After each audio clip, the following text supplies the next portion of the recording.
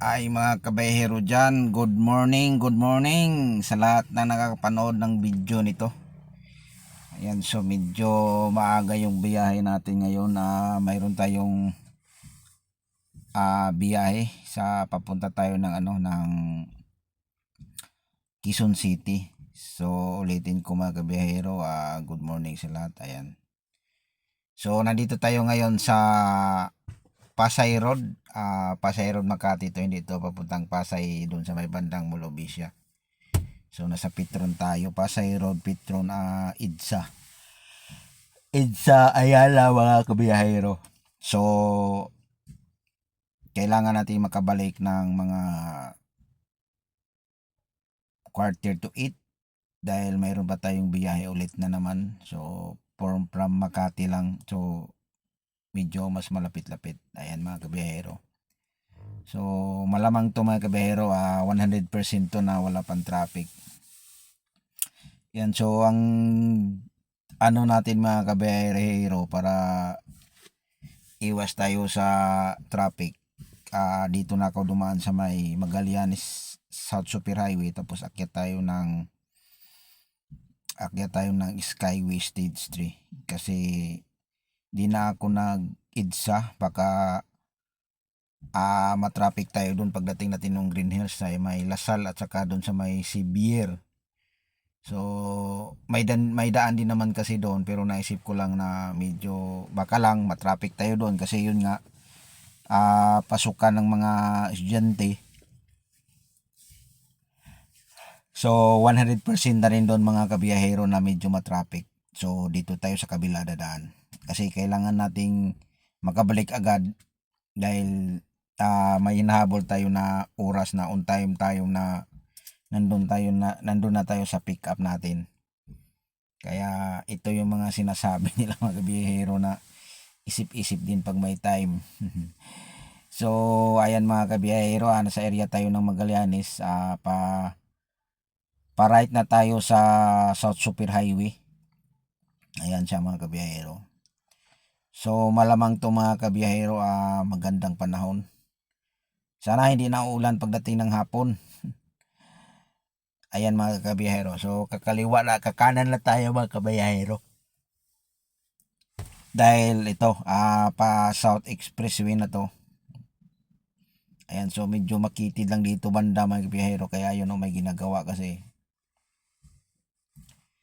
Kaya yun, so grabe, kumusta na kayo dyan mga kabiyahero? Saan man kayo ngayon na lugar, ingat-ingat lang sa pagmamaniho kasi mahirap na. Ayan, so dito, aakyat tayo dito ng ito yung Skyway Stage 3. Ayan sa mga kabiyahero, napakagandang panahon. Mapasana all tayo ngayon. Hay nako, grabe na mga kabiyahero, nagtaas na naman talaga yung gas. So parang bumalik na naman sa dati na mga ganitong presyuhan nung unang pagtaas. Tapos nung bumaba, hindi na nakaabot sa 50 plus. Kasi nung last na tumaas, nagsimula yun sa 50 plus. Tapos bumaba hanggang 70. Kulang-kulang 70 hanggang doon lang. Tapos ngayon, umulit na naman, tumaas ulit ng 90. Yung iba, nag 93, 92, 90, ganun na magtalo-talo na sila sa Nagdepende na yon sa gas, kung anong gas ang ipakarga mo sa sakyan mo mga kabiyahero. Kaya grabe. Paldo na naman si boss nito. Grabe ang kahit gaano talaga ka natin, kayod kumbaga mga kabiyahero, wala, napunta na naman sa gas. Pero yun nga sabi nila, kahit ganun lang, laban lang tayo, basta bigyan lang tayo ng laging lakas ng pangatawan. Wala tayong magagawa mga kabiyahero kasi dito natin binubuhay pamilya natin eh. So grabe talaga. So ewan ko ba, sana makabakasyon na tayo next year kasi nung nakarang next year mga kabiyahero, hindi ako tumuloy ng bakasyon dahil umabot ng 100 plus yung gas. Napakaganda ng sinag ng araw mga kabiyahero.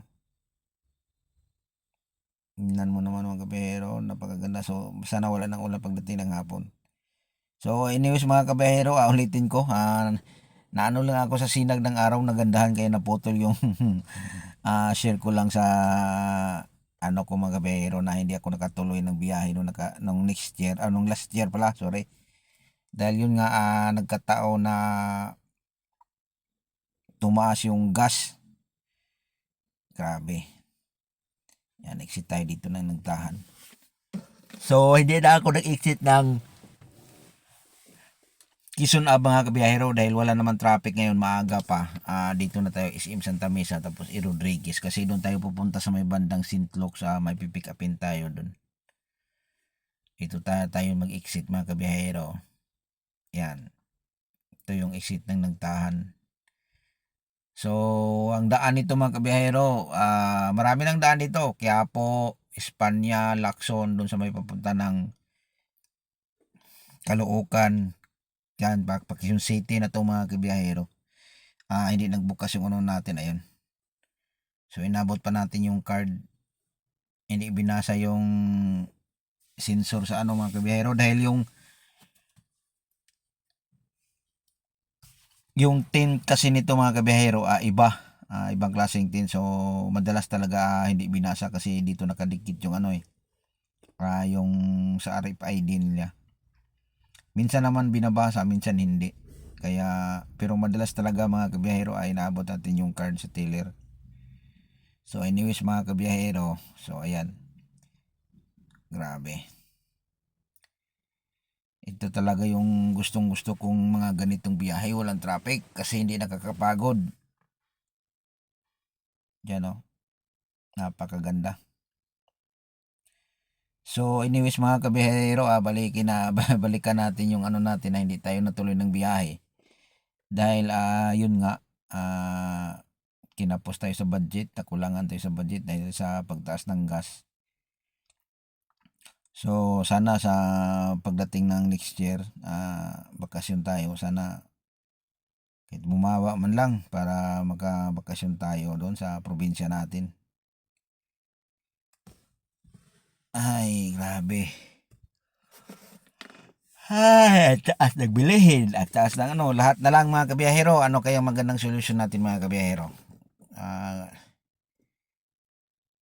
So anyways mga kabiyahero, kung saan man kayo ngayon, batiin pala natin yung nakakapanood ng video nito, sa mga nakakapanood din ng mga vlog natin sa mga area ng kalsada dito sa may Metro Manila. Ayan, so maraming salamat. Good morning din sa lahat. So mayroon talaga itong video na to, malaki ding tulong to dahil sa mga hindi pa rin nakakaalam sa mga kalsada or minsan lang makadaan. Minsan kasi mga kabiyahero, mayroon tayong mga video na ina-upload dito na mayroong manghuli na bawal mag U-turn, bawal dumiretso, dapat kumaliwa ka, mga ganun na mga signage mga kabiyahero na hindi rin alam ng driver. Katulad sa akin na matagal na rin ako ditong nagmamaneho sa Maynila, pero may lugar na mapuntahan mo na hindi mo rin alam. Kaya share ko na lang yung nalalaman ko rin dito sa pag hanap buhay ko dito sa Maynila na ganitong hanap buhay. So, napaka-advantage din yon sa mga baguhang driver o mga kahit hindi na baguhang driver. Lahat naman tayo magkakamali sa daan, lalong-lalo na pag first time nating makadaan na lugar. Kaya mabulaga ka talaga mga kibiyahero dahil naranasan ko na yan. Kaya ayun, share na lang tayo. So nasa area na tayo ng mga kabiyahero, malapit na tayo sa may Santa Mesa. Ito yung sinatawag nila na samurai na building. So medyo lang dito. Medyo traffic kasi mayroong dito mga kabiyahero, may paaralan din dito. So mayroon ding daan dito mga kabiyahero, papuntang Monumento, Skyway. So papasilip ko sa inyo mga kabiyahero pag makago dito. Kasi paglampas natin dito, kasi stoplight kasi ito mga kabiyahero, pag go nito, ituturo ko sa inyo kung saan yung sinasabi ko sa inyo na papuntang monumento. At saka mayroon ding mga kabiyahero dito, mayroon ding manghuli. Kaya isi-share ko lang mga kabiyahero. Panoorin nyo to mga kabiyahero. Kahit saglit lang, ito lang na area nito. Ayan, so nakakabugo na tayo mga kabiyahero. Ayan, ito yung sinasabi kong stoplight. Ayan, so abulin natin, hindi tayo mabutan ng stop. Ayan. So dito mga kabiyahero, ipapakita ko sa inyo yung video nito. Ayan. So kung dumiritso ka kabiyahero, then ka sa may, yan yung nag-signal light, dyan ka sumunod. Yan, yung nag-signal light ng pakanan, dyan. Dyan ka sumunod mga kabiyahero. Kasi dito ako sumunod. Huwag yung dito sa isa, yung hindi naka-signal light. Kasi paakyat yan ng, yung may stoplight na yan, paliko yan ng skyway. Ayan o. Ayan, nakapila na yan sa gilid.